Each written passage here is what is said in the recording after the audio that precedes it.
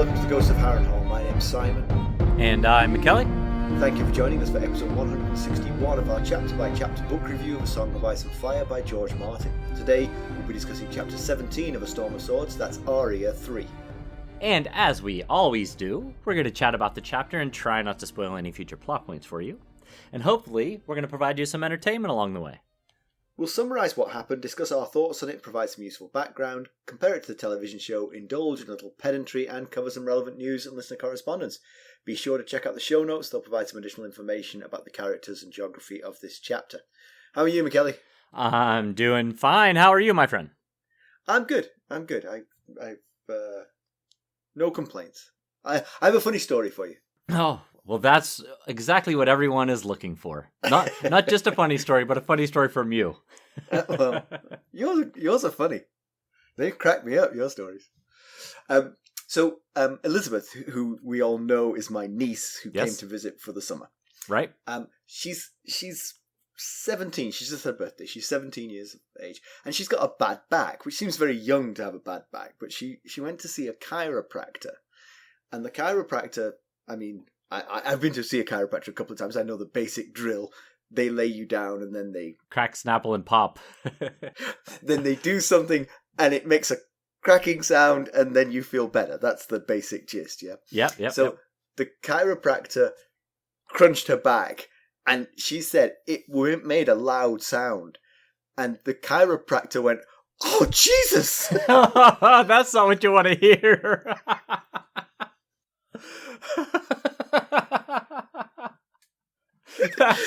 That's the last thing you want any medical professional to say. This story cracked me up. I was like, they're not supposed to do that. Oh, I've never heard that sound before. I had a spot on the top of my head. It did turn out to be skin cancer, but my doctor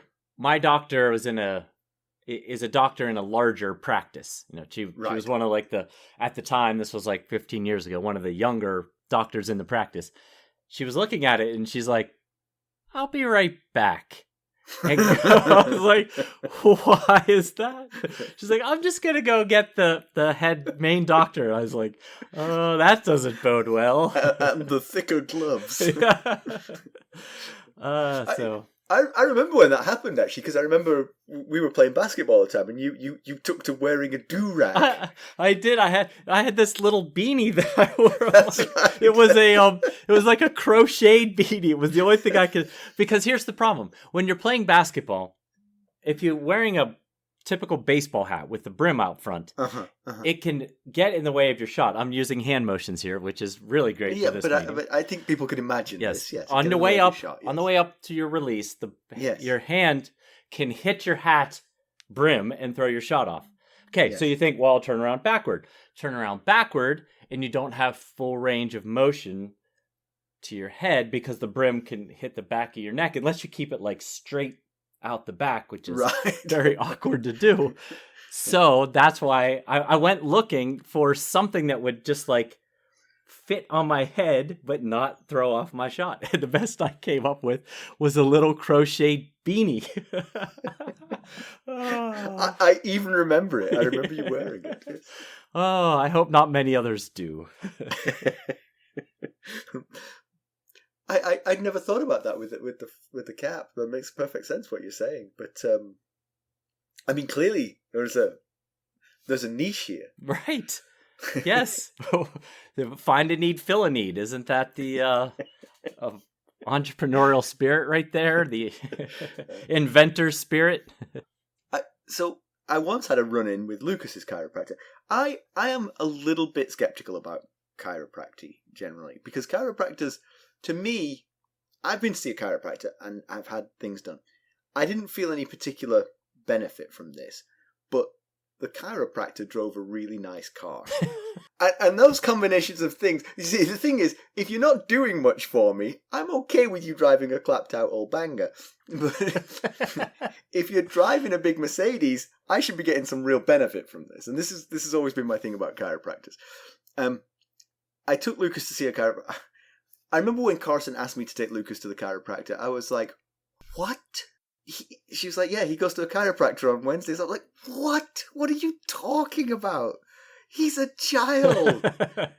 Is this how we burn our money? We're too rich, so we just go to a chiropractor for the heck of it. So we went to the chiropractor, and obviously this was my first time, but Lucas was familiar with the gig, and the chiropractor was familiar with Lucas, and she came in, and she kind of like, when she walked in and it was me and Lucas, she sort of raised an eyebrow, like, oh. New person, sort of thing. And I said, oh, hey, I'm Simon, I'm Lucas's father. And she said, I'm Dr. Grey. Uh-oh. And I bit my tongue, but I bristled. I bristled at what she said, because later I looked up her qualifications. Yes, she has done a 2-year degree at an unaffiliated university. But if I have a heart attack, I don't want her as the doctor in attendance. Did you correct your first statement and say, I am Dr. McGrother? That was in the retelling. I was like, I was right on the cusp of saying, well, in that case, I'm Dr. McGrother and you're not Dr. Grey. Carson laughs at me about that one. She thinks I'm an idiot. Well, you two are a doctor, so, or I guess debatable on whether you want to put the 2 in there. So I need you to clarify something for me that I just remembered happened earlier today. Okay. So our friend Xena uses this term, especially when we all used to be on campus together and we go to lunch together every day. Hang on, it's not the word that gets used a lot in Ted Lasso, is it? I don't think so. Okay, good, because that's really offensive in English. Okay, I don't think this is going to be offensive. She uses it all the time to me, and I'm like, you know what? I don't think this is offensive, what I'm going to say. When she would have to go to lunch by herself, she would call herself a Billy No Mates. And I'd never heard that term before. I thought that was a term that she had used like her whole life. She learned it growing up. She told me today that she got it from you, but I have never heard you say Billy No Mates. Well, I mean, you know me, I'm always surrounded by friends and admirers. It's not often I get the chance. That explains it.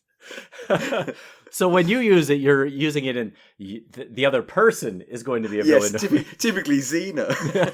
Xena, you are Billy No Mates. Yeah, that is something that I do say. I believe it was lifted from a British comic called Viz. Okay. They had a comic character called Billy No Mates, who his entire story was that wherever he went, he just couldn't get a friend to go with him. Okay. All right. Well, then the story tracks. When I first moved to the States, actually, I had a friend who was a Steelers fan. I seem to attract these people. And we're everywhere. We're not very happy right now, but we are everywhere. And I got in touch with him. I'm trying to think how I got in touch with him, because this is in an era where we didn't have cell phones. How did I get in touch with this kid? The things we managed back in the dark ages, it's incredible, really. But I remember saying to him, hey, do you want to come out for a beer? I'm Billy No Mates. Do you mail him a letter? Maybe that's what it was. It felt more immediate than that, but, hey. Could have been a phone call. It could have been a phone call. I'm thinking that probably was it. And he was thrilled with this. He just loved it. He was like, Billy No Mates? Billy No Mates? Billy No Mates. I do too. That's what started it. She said something about being a Billy No Mates, and I was like, I love when you use that term. I'd never heard it before you used it. She was like, I got that from Simon. Yeah. So, anyway. I'm often the source of these things, Mackelly. Yes, you are. Mirth and merriment is the things that you're referring to. And by the way, this might be a little late, but for those of you who wanted to actually get on with the show, you could at any point just skip to the next chapter of this episode. All right, let's talk about those people. Well, anyway, let's get down to business. Shall we? We shall. How did we leave Arya Stark? So last time we saw Arya, she and her buddies Gendry and Hot Pie were taken prisoner, kind of, by the Brotherhood Without Banners. She picked up yet another new name, this time Squab.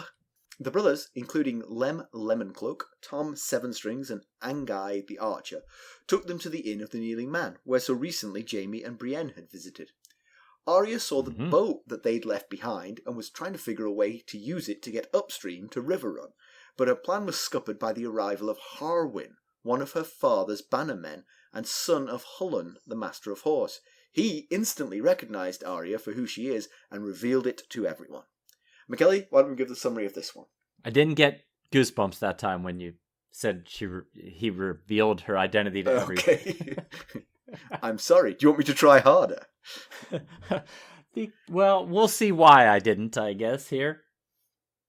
So Arya's on the move. She and Gendry are being accompanied by a contingent of the Brotherhood Without Banners, purportedly to Riverrun. However, her outdoor skills lead her to believe that they're headed south, not northwest, and certainly not following the river. Hot Pie is not with them. His withholding of a Michelin star from the inn convinced them to give him a job. He promised Gendry and Arya that the next time they visit, the bread will be better. Arya's glad for him. He was an idiot, but she's happy he found a place in the world. Arya has to tell Harwin of his father Hullen's death in King's Landing. Harwin then explains how the Brotherhood Without Banners came to be. They came north as Ned commissioned them, but Gregor Clegane was waiting for them. They were defeated with heavy losses at the Mummers Ford, but a contingent got away. Indeed, Harwin believes it was a trap aimed at Ned Stark himself. Tywin Lannister expected Ned to lead the posse sent to bring Clegane to justice, but Jaime Lannister, unaware of that plan, injured Ned in the streets of King's Landing, and as a result he stayed back, sending Beric Dondarrion in his stead. The survivors continued their mission, but increasingly came to see their role as protectors of the defenseless, particularly when word first of King Robert, and then later Ned Stark's deaths reached them. Dondarrion himself almost succumbed in the first clash at the Mummers Ford. He took a lance to the chest, but Thoros of Myr was able to heal him. Thus began the fables of the seemingly indestructible Lightning Lord. They harried Tywin's army, and their diminished numbers began to swell as more joined their cause. First hedge knights and disaffected soldiers from all sides, but later commoners compelled to take up arms to defend their homes. A villager providing hospitality for the night informs them that Jaime Lannister has escaped. The next morning, Arya's suspicions are confirmed. They are not going to Riverrun. Arya is informed that she is too much of an asset just to give away, so she's being taken to Dondarrion for him to decide her fate. She decides the time is right to escape and gallops off. The men weren't exactly holding her in chains, but they chase her nonetheless. She has the fastest horse, and if she can get to open ground, she should be able to stay free of them. She struggles through woods and hills, but just as she reaches fields where she can gallop, Harwin pulls alongside and grabs her reins. She's distraught. She thought that he, of all of them, would be loyal to her and Ned, but he explains that he really isn't. He's converted to Thoros' religion, our old friend R'hllor, and answers only to Thoros and Beric. He's determined to take her to them, but confident that they'll treat her decently. He better be. Yeah, and I think he still feels some loyalty, but I mean, clearly his allegiance is not with the Starks anymore, otherwise he would absolutely let her go, you know. Yeah, there's much to discuss on that particular topic. But first things first, this is our third POV of A Storm of Swords. I put a lot of firsts in there. So Arya's outpacing the rest, 3-. But not with much action, really. This one, I mean, the last one I thought was kind of eventful, but this one is kind of a little bit mundane. Yeah, we're taking you to Riverrun, but except we're not. And then we find out where they are. So not an awful lot happens. It's the more interesting part of the chapter really is the sort of the evolution of the Brotherhood Without Banners, how they came to be is sort of the part that I found most interesting. On the subject of point of view characters, Carson was asking me the other day about which characters are point of view. She's never read the books. She watched the show, but she never read the books. Uh-huh. And I was sort of listing them off, and I managed to forget quite a few in my first list. Well, they expand as the story goes along. And funnily enough, the very next chapter is going to be a new POV character. It is indeed. That's right. Is actually the very last thing in our notes is next week is a new POV. So we'll remind them again when we get there. But like I said, I didn't get goosebumps when you mentioned her reunion with Harwin this time because you were right. You know I don't remember what I said, Mackelly. Why do you even draw it out like this? We'll be right back. Hello, friends. Are you ready to make some unforgettable memories? Well, if so, consider the Marriott Bonvoy program. Discover the perfect destination for your summer getaway and unlock exclusive deals on luxurious accommodations. With our affiliate partnership, you'll enjoy unbeatable savings and a seamless booking experience. Don't let summer slip away. Visit Marriott Bonvoy today and make this vacation season one for the books. Use our Ghosts of Harrenhal affiliate page to check it all out and buy Bonvoy points or give some as a gift. The link to our page is in the show notes.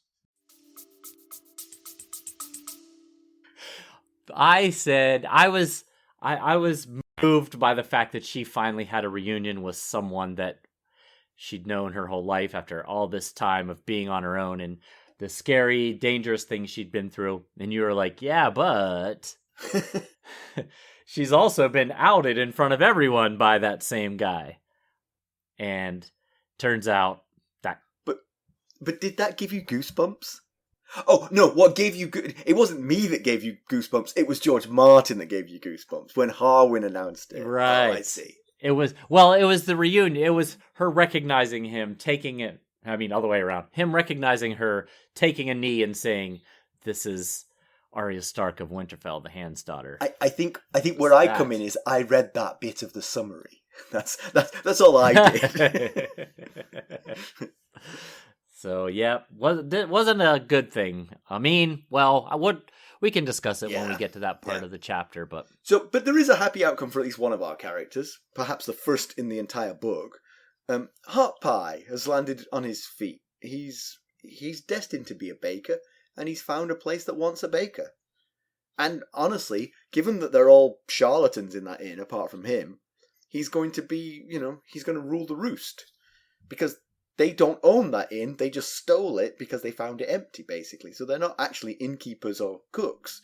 So he's going to be the only one with any kind of talent for this job, so... Yeah, it is very rare that a character departs our story in pleasant circumstances. Not to say that it will be permanently pleasant, but... Or that he's permanently departed. I mean, this is clearly a fulcrum point, so maybe people will be back here. Yes, yep, that's true. Right, he's certainly in a better state than a lot of the characters that have left us. Yeah, and, spoiler alert, he isn't the new POV character, so... Hot Pie and his adventures making bread. Well, come on. You can talk a lot about making bread. I've done it myself, I know. Well, yes. Or maybe it's Hot Pie and the adventures of determining which boy is being referred to. Oh, that's right, yes. Because they said that... So what's the name of the innkeeper's wife? Shanna or something? Sharna, I believe. Sharna. She refuses to learn their names. So there's the boy who they already had working there who pointed the crossbow at Jaime. And she calls him boy. And now Hot Pie's arrived and she's calling him boy too. So that's not very helpful. Right. She's going to have to distinguish them in some way. Anyway, we wish Hot Pie well. Yeah, exactly. Yeah, I mean, I know Arya mentions she thinks of him as stupid and craven in this chapter. And he's definitely done some not very wise things, but it's almost always because he's just a boy caught up in an adult war. He doesn't know.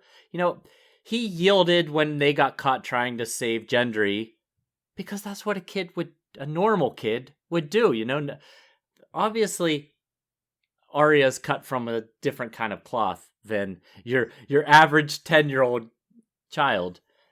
But and she also has a lot more to play for in some ways. I mean, they all want to save their skins, and yielding is probably the best way for a commoner to save their skin. It isn't the best way for a princess of the north to save her skin, of course. Yep, that makes sense. And she thinks to herself that she misses him more than she thought she would, and basically that's because he's become like family to her. She's a child who's at this point lost her whole family. So losing Hot Pie, that's someone that she has known since they left King's Landing. Yeah, their relationship didn't start out very well, but it obviously grew, and so it's an understandable loss to her, and she thinks that Harwin might help a bit, but him being from Winterfell, you'd think that he would, because they're both from Winterfell. Yes. They can talk about the old times in Winterfell. They can talk about Winterfell people, but as we see by the end of the chapter, he completely lets her down when she's expecting to rely on him most. I think she got a little bit of what you were just describing, a little bit of sort of like, let's talk about our old friends. But the deep-seated loyalty, that's the bit that she was really relying on. She probably didn't even think about that. She probably thought that was just in place. Yes, right. Yeah, yes.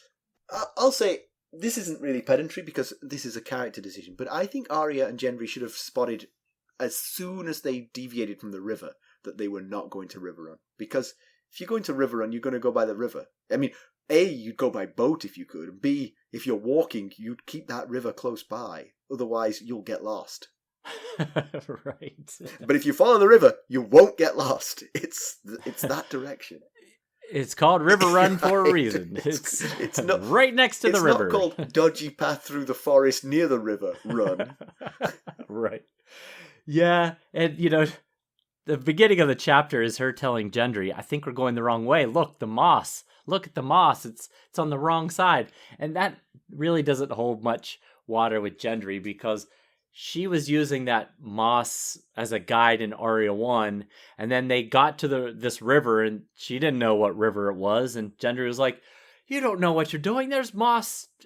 That tree over there has moss all around it, and that tree over there doesn't have any moss on it. So he's clearly not taken by her moss theory here. Yeah.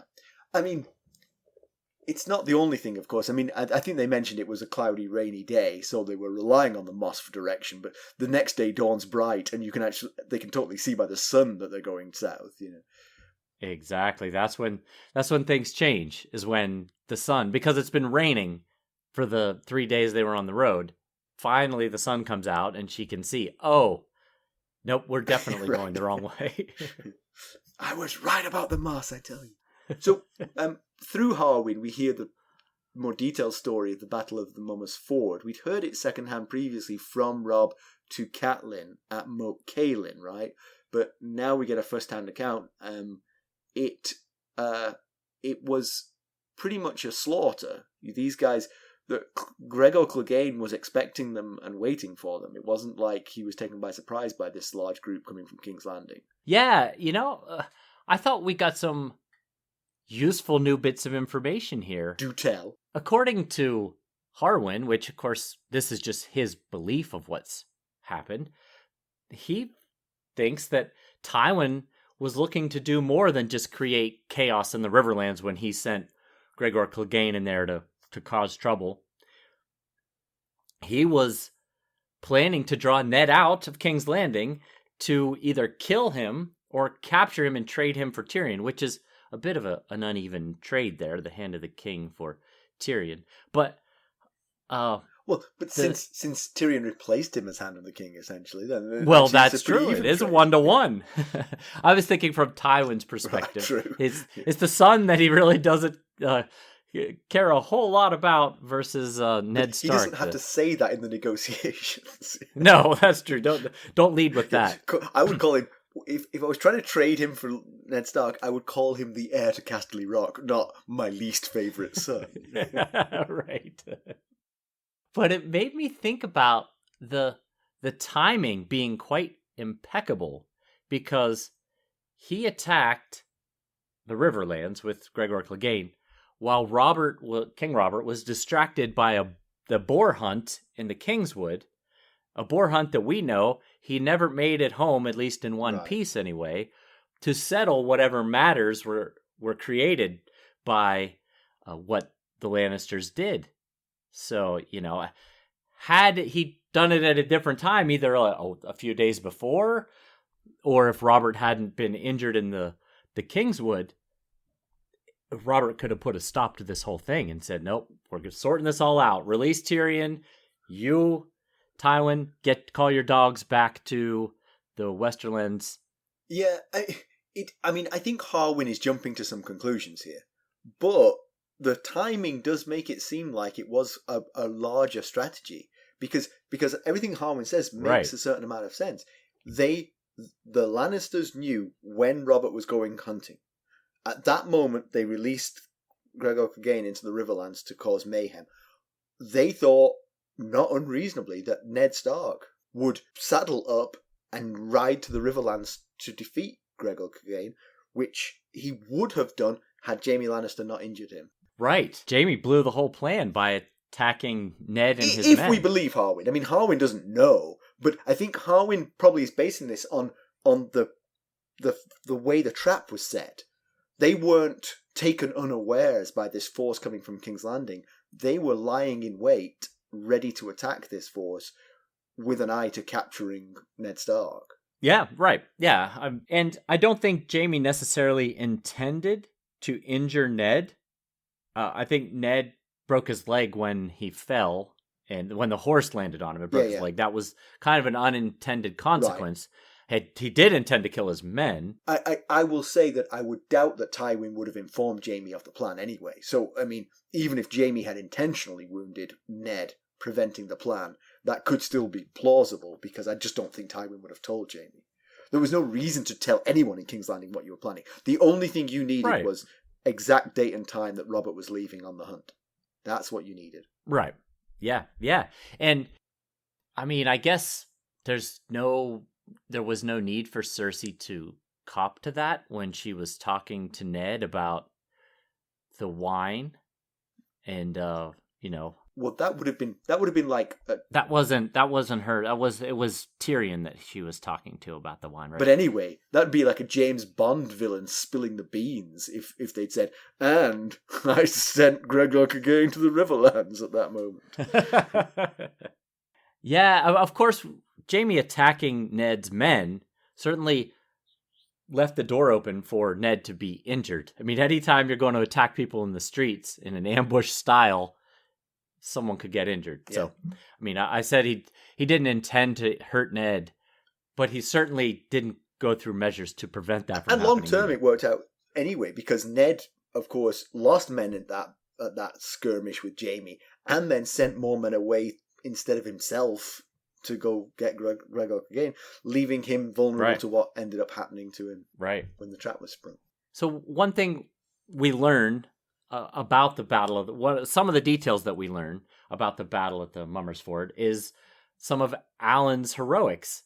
So, and it's been a while since we've had Alan around. So Alan took over as head of the Stark household guard after Jory died, when Jaime ambushed Ned and his men in the streets, what we were just talking about. And then Sansa, she was looking out her window and watched Beric Dondarrion ride out with all the men that were going with him, and Alan was riding next to him carrying the Stark standard. And it was actually Alan that Ned sent to recruit Anguy after Anguy won the archery contest at the Hands Tourney. So those two had talked before, I guess.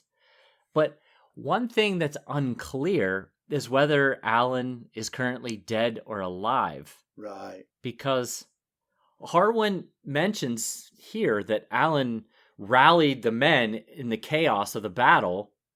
And so he didn't say, and then he died. Right. But when Bran, at the Harvest Feast, which was like Bran 3 or something early in Clash of Kings, when Bran is recounting those people who left Winterfell and will never return, he thinks of Alan. Right, yes, yeah. He could just be assuming that he's dead, I mean, I don't, there's been no official report of Alan dying that we'd heard anyway, that he would be getting that from. And pretty much everyone in this group, in this what is now the Brotherhood Without Banners, it's unreliable what you hear about them, because we've heard multiple times that Beric is dead, and apparently he's not. True. So we couldn't believe it anyway if we had heard he was dead. Now, Harwin does mention that 6 Winterfell men remain of the 20 that Ned sent, but they're scattered about through where all the Brotherhood is. So he could be one of those 6. it's not mentioned.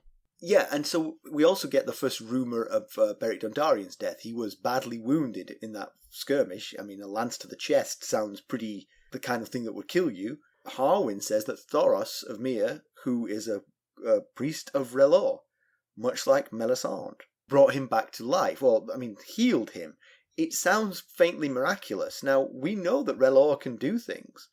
We've really seen them be quite destructive in the past. Yeah. The killing people type of god rather than the saving. The shadow assassin thing. But maybe Thoros is channeling the nice side here. Yeah, right. It's both would be considered miracles, just on opposite ends of the spectrum, kind of. Yeah, he pulled out, according to Harwin, who knows how accurate it is, Thoros pulled out a foot of spear out of Beric Dondarrion's chest, and then prayed and healed him. So that is quite the miracle. If you can bring someone back to life as they're about to die, then making the bit you pulled out seem a bit longer than it actually was is probably trivial in comparison. That's right. It was really a half-inch splinter. Exactly. In fact, that's the entire trick. The entire trick is he pulls a splinter out, makes them all think it's a foot long, and therefore it's a miracle that the guy survived. But in actual fact, the guy was barely hurt. That's what it is. Harwin says that there were 120 men at the start and only 40 left at the end. So that's pretty horrendous losses, which definitely makes you think that Gregor Clegane was very much anticipating them. There was no... Right. This was not a fair fight. They came to the slaughter. Yeah, they were caught from both sides of the river by Gregor's men. But, the fact that Thoros has kept Beric Dondarrion alive after that type of injury, you do hear some talk when they're sitting around the campfire with the other, with the villagers of the little, what looked like an abandoned village until, I think it was Jack Be Lucky blew his horn or something, and then they started coming out of the woodwork. But they're sitting around the campfire, and you do hear some talk of the Lord of Light being mentioned, but nothing to the extent of what the Queen's men sound like on Dragonstone. I mean, they don't have a sept to pillage and burn the statues. Well, yeah, sure. But yeah, I do take your point. It definitely seems like a friendlier version of R'hllor that's going on here in the Riverlands. Yeah, maybe Thoros is just a little bit more laid back than Melisandre. Well, he was the only man who could drink with Robert Baratheon, right? So yes. It's probably hard to stay sort of like, rigid and sort of when you're that drunk.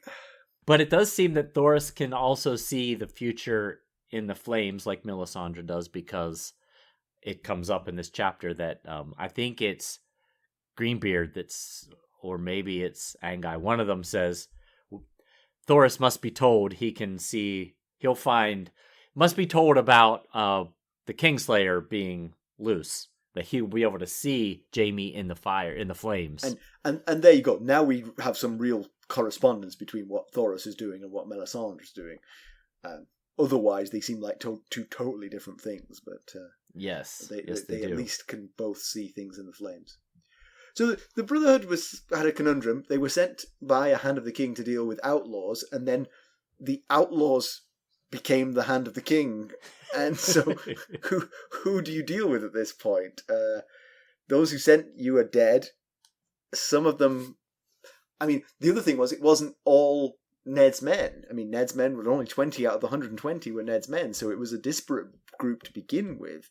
So you're going to have sort of like divided loyalties within that group when the sands shifted under their feet. Yes, definitely. The one consistent factor is, though, they were sent to bring the Lannisters under control. Right. And by a Stark. So you would... At least I feel like they should lean toward some sort of loyalty to Robb. Well, the thing is, I think they would have that if, in my rose-tinted view of what's going on in the Riverlands, the Lannisters always do evil things to the small folk, and the good Starks and good Tullys look after them and help them rebuild their cottages. but I think that's not true. I agree, yes. Well, certainly what Arya had been hearing while she was Roose Bolton's cupbearer, she had heard him make some pretty rough calls about. Right, exactly. And so I think that has further loosened the bonds here. So now these guys are left in a very neutral situation of, well, we're just going to protect the small folk. Yeah. But one thing they say is that they're going to do it in the name of King Robert still. So they still have this sort of loyalty to the dead king. But that's kind of a bit strange to me that they're saying that. But especially since Harwin specifically says he no longer is Ned's man because Ned is dead. Right. So he's still Robert's man, even though Robert's dead. Right. But the guy who he grew up in his castle had a sworn oath to Ned Stark to be a Stark household man. He's like, nah, he's dead. So, Yeah, I mean, it's, to be fair to George Martin, the situation that they're in here took some writing to get to a point of believability. And honestly, I can go with it. I mean, it's sure. Tough. I mean, I want Harwin to be Team Arya, but I think there's enough here to make you go, yeah, I can kind of see it. But it's difficult. It is. And when we get to the end of the chapter and the conversation they have after he catches her horse, I've got some thoughts on if he had said things differently. Okay, well, let's keep going. You can see why the men at the inn were willing to help the kids. I mean, that's their stated aim here. And the offer of IOUs for the horses seems honest. Yeah, right. It definitely gives you a new perspective on what they were trying to do at the inn at the crossroads with the kids. You could certainly see that they didn't have harm on their minds when they took the kids to that inn. They were going to take their horses, but they were going to take their horses to advance the cause of the collective of small folk. But they really did want to try and keep the kids safe. Yeah. So it certainly does seem that way. We'll be right back. This episode is sponsored by Audible. To get a free audiobook, or 2 if you're an Amazon Prime member, go to our exclusive URL, audibletrial.com/ghostsharrenhal. You can find the link in our show notes. Yeah. And there's a little bit of the Varys thing. Varys always says he serves the realm, and these guys are saying, we're the king's people, and they're going to protect the king's people, the small folk of the Riverlands. I mean, yeah, it's believable. It's believable. And their mission statement seems to be that the king's people were, the lions were savaging the king's people, and we can't fight for Robert anymore, but we'll fight for those people. Right. Yeah, and that's an honorable statement, an honorable goal to live by. Yeah. But so Harwin says that for every man lost so far, 2 have shown up to take his place. Yeah. And surely word of the group's deeds in the Riverlands is spreading, and the small folk want to get involved. But Arya did hear some discussion amongst small folk back in, I think, Arya 6 of A Clash of Kings. It was the chapter where they were marching to Harrenhal with the mountains people. And 2 small folk were debating who's worse, the mountain or Beric Dondarrion. Right.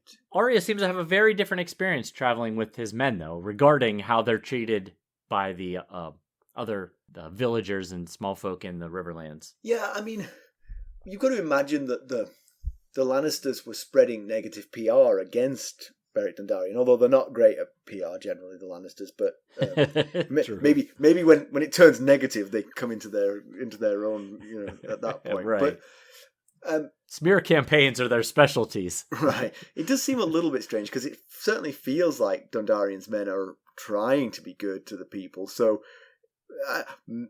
I can only think that it's just general sort of scuttlebutt has spread around the villages that, the Lightning Lord comes and does mean things, and the Lannisters come and do mean things, but it's just not true. Right. That's my guess here. And also, probably, I mean, we've been hearing tell of Beric Dondarrion being dead, then alive, then dead, then alive. So it's likely that the small folk of the Riverlands are hearing the same tale. So maybe their initial reason for turning out is to see if it's true and be a part of whatever's going on here with this group. Can you really cheat death if you're part of this group? Arya mentions that she herself has heard of 4 deaths. 1 by Emery Lorch, 1 by Vargo Hoat, and 2 by the Mountain. So wow. Apparently he's still alive because they're on their way to see him. Unless it's going to be like one of those Wizard of Oz type things where, Weekend at Bernie's. Yes, Weekend at Bernie's will prop him up. Yeah, but Harwin is kind of recounting all the different types of people that have joined the group. And one of the things he includes is dogs. And Arya's like, dogs? And he said, yeah, one of our boys has the meanest dog you'll ever come across. And Arya thinks, I wish I had a good, mean dog. And I thought Sansa did have a mean dog that she let go in the form of the Hound, who wanted to protect her.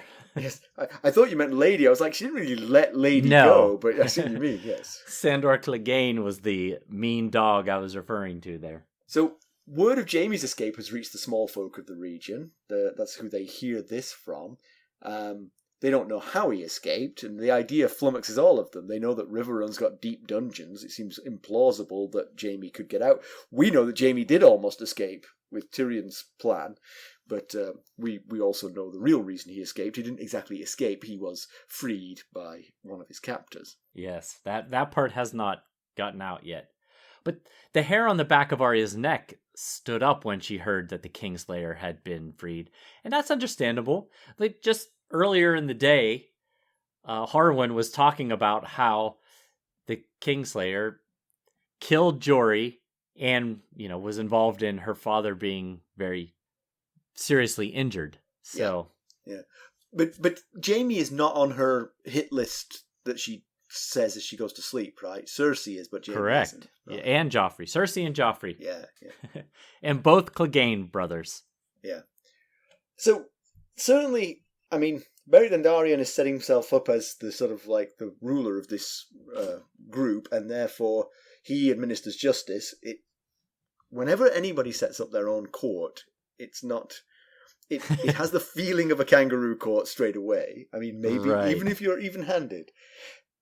Yeah, so I think it's Anguy says, the one of the female villagers is upset about the idea of someone as beautiful as Jaime being hung, and Anguy says, well, he'll get a trial first. Beric Dondarrion always gives them a trial. Then he'll hang him. Right. So, but at least they get some kind of trial, which seems to be rather unusual for small folk in Westeros. And I think Anguy's joking to a certain extent because again, some of the people that are joining this group are deserters from the armies, and if you've been in these armies, you might have performed the kind of atrocity that this group is trying to stop you from doing. Right, but if you're repentant of it, I'm pretty sure they would let you join. The tricky part for this group as it grows is infiltration by spies. Because if I was the Lannisters, I'd be, or indeed the Tully Starks, I'd be very interested in having some intel about what this group is doing, and so I would be sending people in there. Right. Yeah. Absolutely. So Arya has a dream. She drifts off to sleep, sitting between Gendry and Harwin, which has to be probably one of the more secure moments she's had in a long time, sitting at this point between two people she thinks she completely trusts and that she feels like could defend her if need be. I mean, she probably trusted Hot Pie, but I don't think it gave her much security or confidence sleeping next to him. But so she drifts off to sleep, has a dream that she is stuck in the mud up to her knees outside of Winterfell, and she just can't reach the castle. But and then the castle begins to fade to smoke more than granite, and that there's wolves stalking around her, and when she sees them, she remembers the taste of blood. It's not one of the more elaborate dreams, like a Dany dream, or right. Even Ned has had some deep, elaborate dreams. Or Bran, of course, has had plenty of dreams. To me, I thought it. Some of it felt like her subconscious realizing that she's not being taken to Riverrun, that she's not on her way home, and maybe just her journey generally. I mean, she's been trying to get north to Riverrun or Winterfell for a long time now. And had she been stuck in mud, she could hardly have gone much slower than she has been doing. True. And when Jack Be Lucky confirms the next morning that, yep, you're not going to Riverrun, she thinks she's reminded of the dream. So I think I'm never going to, I can't get, no matter what I do, I can't get home. Yeah. So Arya thinks that Pello, whose name is Greenbeard, is leader of the group, and he refers to her as a golden squirrel and has to take her to his leader, or wish he had. Both Pello and Tom think Beric Dondarrion will send Arya to Riverrun, but they need him to confirm it for themselves. They don't want to make that call by themselves. Yeah, that kind of a lack of autonomy would not sit well with Ygritte or many of the other free folk. That's a good point, yes. They want to be able to make their own judgment calls, not have to go run it by the boss first. Yeah, and Angai says the thing that triggers Arya. He says, we bring Beric all of our highborn captives, and that's what she's like, I'm out of here. Bad choice of words. And she completely leaves Gendry in the dust, by the way. She does. Say, hey, come on, let's go. She's like... I guess she figures, well, they just think he's some guy, you know? They'll either ask him to join their group or they'll let him go about his way. Gendry would probably blab, you know what's weird is the gold clocks are after me for some reason. Does anybody have any idea why that might be? So, are we surprised that Harwin's loyalties have moved? I mean, to me, throughout the book, it seems that one of the most northern things is to be unswerving in your loyalties if you're from the north. But then again, I say that, but then Arya didn't trust anyone in Harrenhal. Well, that's true. Yeah, she couldn't decide if she could trust them enough to... Yeah, she there was one guy she wanted to confide in, but he died before she got a chance to, right? Was that a Glover? Medgar Serwyn. Oh, Serwyn, that's right, exactly. Yeah, I hadn't thought about that because, yes, my thought, when you said a northern trait is to be unswerving in your loyalty, I thought, that is what I think of when I think of Northmen as well. But I guess when you've been through what he's been through, that's another thing that could sort of change your outlook. And that's something we discussed at the end of the last Arya chapter when you were saying, I'm not so sure it's a good thing that she's been outed because he might not be the same person he was the last she saw him. Yeah. Now, he doesn't wish her ill. That's clear. No, he doesn't. But if they could sell her for profit, then... Yeah, that's the thing. Like, to answer your question, are we surprised his loyalties have moved? I get his allegiance to his new brothers. And, okay, he doesn't have to run back to Robb and pick up arms for his king. Okay, if he doesn't want to do that, although his homeland is currently being sacked by invading forces. Okay. But this is Arya Stark, the youngest daughter of Ned and Cat Stark, and he's got her. After all she's been through, he has her safe in his hands. She's Arya Underfoot. She's the kid that he knows and cherishes. Yeah, that's a good point, Mackelly. It's a good point. And so this is what I said, what I was talking about earlier, when I said if he had worded things differently, I would understand better. If he had said, when he caught her, they went on this it took like 3 pages of this horse chase, and then he eventually catches her, and she said, I thought you were my father's man, and he says, your father's dead. My allegiance is to Beric Dondarrion and my brothers now. If he had said, I can't let you run off into a war zone on your own. I'm bringing you back because I'm looking after you. Right. Yeah. You know, listen, I'm not in charge, but I will be your advocate with the other brothers. I can't just take you to Riverrun unilaterally. And honestly, you know, we don't have to close the book on Harwin. If Beric says, we'll get a pretty penny from Tywin Lannister for you, then I think Harwin might flee with her. I think he believes Beric would do the right thing, and so... That's true. Yeah, it's not the end of the chapter yet. Or Well, it's the end of this chapter, but it's not the end of the story here yet. But, he didn't do any of those things. He didn't say any of those things that would have made me think, okay, I get it. He can't just say, I'm taking her back to Riverrun, regardless of what the rest of you want to do. He went on about Ned being dead and no allegiance to Robb, but instead to his brothers. And that's an excuse to roll the dice with Arya's safety. I'm just not sure I fully can back that. He can't guarantee that Beric Dondarrion won't put her in a harmful situation. Yeah. And he could have helped get her safely returned to her family. And, maybe he's scared to see Robb and Cat again because he's deserted their cause and his oath as a Stark man. Yeah. Yeah, although, does your oath die with the Lord? Perhaps you have to re-up your oath to the new Lord, and he hasn't done that with Robb. True, yeah, I guess so. But I think that there's definitely a sense that when he marched off from King's Landing for this, he saw this as a fight between good and evil, and now he's seen what's going on. That line is blurred, and he no longer knows which side is the good and evil, and that will erode. If you've got a conscience, that's going to erode your loyalties. Definitely. You would think though that either I don't know, maybe the Starks and Tullys just don't care enough about this rogue band of men, but you'd think there might be some sort of alliance being put together between Robb Stark, the son of the man who sent them on the mission in the first place, versus the Lannisters, So, and I think the other thing to think about is Beric changed by his near misses, and by what Thoros of Myr has done to him.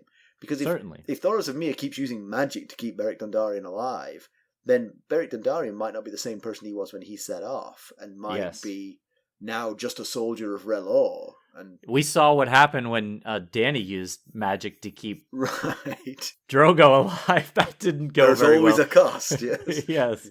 Yes, absolutely. I'm sure he is changed by whatever is going on. Even just by that one near-death situation could have changed him. Do you have some background for us, Mackelly? I do. So Harwin mentioned some of the other Highborn who originally rode with Beric Dondarrion. One such person mentioned was Sir Gladden Wild. He's a knight from House Wild, obviously. It's a Stormland house with fealty to Storm's End. Their seat is called Rain House, which is located near the tip of Cape Wrath on the southern coast of Shipbreakers Bay, pretty much due south of the island of Tarth. The castle's called Rain House because it sits at the eastern edge of the Rainwood Forest. It's believed that their sigil is a blue-green swirly, or maelstrom, I guess it's supposed to be, on a gold background. Aside from Sir Gladden, we've also heard of Sir Gawain Wild. Back in Cat 4 of A Clash of Kings, Renly told Cat of how Gawain and 3 other knights tried to escape the siege of Storm's End to surrender to Mance Tyrell. However, they were caught, and Stannis planned to have them flung from the walls by a catapult, which made me think maybe Joffrey is a Baratheon after all. He did the same thing with the Antlermen. Thankfully, Maester Crescent intervened, suggesting that with food running low, they might be better used as a meat source, which is kind of gross, but at least it saved their lives for the short term. However, they were sent to the cells, where they died shortly before Davos smuggled his onions into the castle. There was also a Lord Jasper Wild, who was Master of Laws during the reign of King Viserys I Targaryen. I won't go into his story simply because I think he could become a character in a House of the Dragon, as he did play a role in the Dance of the Dragons. It seems now I've got to watch out for spoilers for that as well. I'm not sure I can quite commit to that. Maybe I'll just give you a heads up if I'm about to spoil something from House of the Dragon.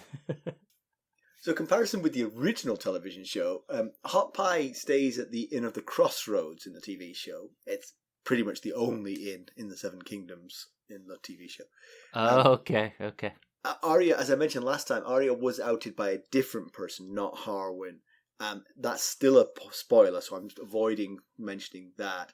Arya and Gendry are taken to Beric, but I don't think I couldn't find their journey. I think basically it goes from her being outed, the next scene is her in front of Beric, so this journey is skipped, I believe. Okay. That makes sense. So much of what Harwin tells her about how the Brotherhood becomes the Brotherhood is spoken by Beric in that next scene. So, bit of a spoiler, I think, because if the book follows the TV show, she's going to meet Beric, but that seems where they're headed anyway, so I didn't think it was too much of a spoiler to say that. I agree. Pedantry, you know what? I think they're getting better. I think they tightened up their editing, because there's been a lot less pedantry in this book. 161 chapters in, and they've finally they've nailed the head with the pedantry. I mean, we can talk about character decisions, but you know where that gets us. That gets us 1-star reviews, right? It does. So let's avoid that at all costs. No, you're right. I'm with you on that. Yeah. So news and notes.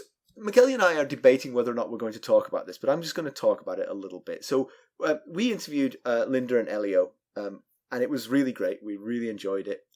People are talking about boycotting their forthcoming collaboration with George Martin over Linda's comments about the casting of black actors. Look, we hope the book does well. We really like Linda and Elio. I will say that I think some of her comments are ill-advised, particularly in a world of social media where whatever you say is recorded and everyone can refer back to it. I think you should be more careful with what you say, and I hope that she thinks about it and retracts some of the things she said. So there you go, Mackelly. That was well done. In other news, House of the Dragon news, House of the Dragon co-showrunner Ryan Condal came in at number 12 on the Hollywood Reporter's annual top 50 most powerful TV showrunners list for 2022. I didn't know this was a list. Can I interject? Before Game of Thrones, did you know the word showrunner? No, I never did. No. Game of Thrones invented that word, didn't it?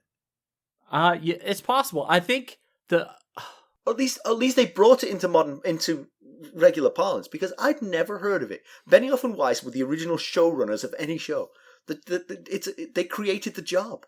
The other place I heard it a lot was in the show Extras with Joey from Friends. Why can't I? Matt LeBlanc. Huh. It was about two English screenwriters who come to America.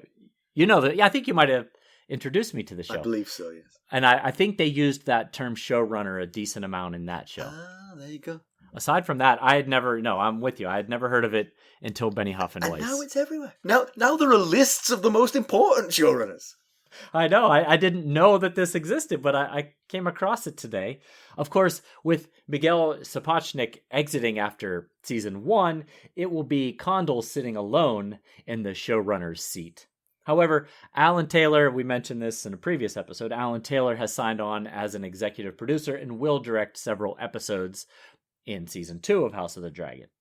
And just one side note, when asked about his most embarrassing pitch, Condal said it was revising Jack the Ripper as a misunderstood vampire hunter. Actually, I think that sounds not too bad. I think a lot of monsters from history are misunderstood. I've made that point before. That's right.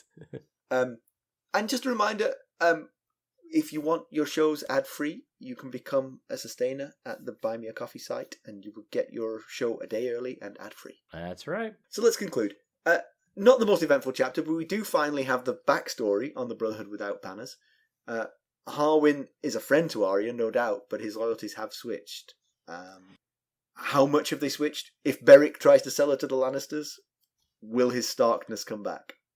Yeah, that's a really good question. That will be interesting. Oh, I use the word interesting. That will be...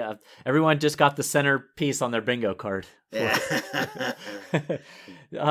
Yeah, you're right, though. I mean, your original point about not the most eventful chapter, it's the second of a pair of slowish chapters. Last Sansa chapter where she got her dress wasn't exactly... Well, she got fitted for her dress. We haven't had the thrill of the dress yet. It feels like maybe Martin is building slowly to something here, you know? But, yeah, I mean, ultimately, you were right.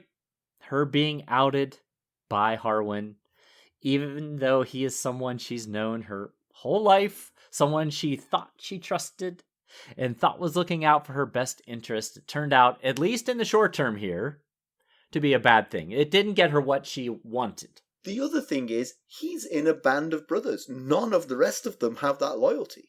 Right. So once he's blurted it out, he can't really say, oh no, she's not. She just looks a bit like her. Let me take that kid to Riverrun. Oh, that's that Ari kid. I know. Never mind. Yeah. Happy news for Hot Pie. We can all celebrate some happy news. Yes. It's a very rare moment of happiness for... Well, I mean, who knows what could happen. And they're still in a war zone. But at least it seems like he's somewhere. I kind of wish we had Gendry's POV, because I'd love to hear what he said when Arya flew off without him. That would be interesting for sure. I hope you catch her. Let me at her. I'll bring her back. You know, I was thinking that maybe if Arya does make it to Riverrun, she could send for Hot Pie to come work in the kitchens at Riverrun, possibly, if he'd prefer. You know, maybe he'd prefer the smaller setting at the inn. Yeah, I mean, he might more control over his product. Yeah. And as we said, we have a new POV next week, so something to look forward to. Right? Yes, that's good stuff. And I've started reading some of it. It's it's fun. As always, there's 3 ways that you can help us. You could leave us a positive review. There's no better way of spreading the word. You can buy some merchandise at ghostsofharrenhal.threadless.com, or you can buy us a cup of Arbor Gold at buymeacoffee.com/ghostsharrenhal. Become a sustainer at the Lord Paramount or Knight of the Realm level, and you get your episode ad-free and a day early. And other cool perks. Oh, yeah. And as always, you can reach us at ghost.harrenhal@gmail.com. You can follow us on Twitter at @GhostHarrenhal. We're on Facebook, Instagram, Discord, and YouTube. Thanks for listening. Thanks. Bye. Bye.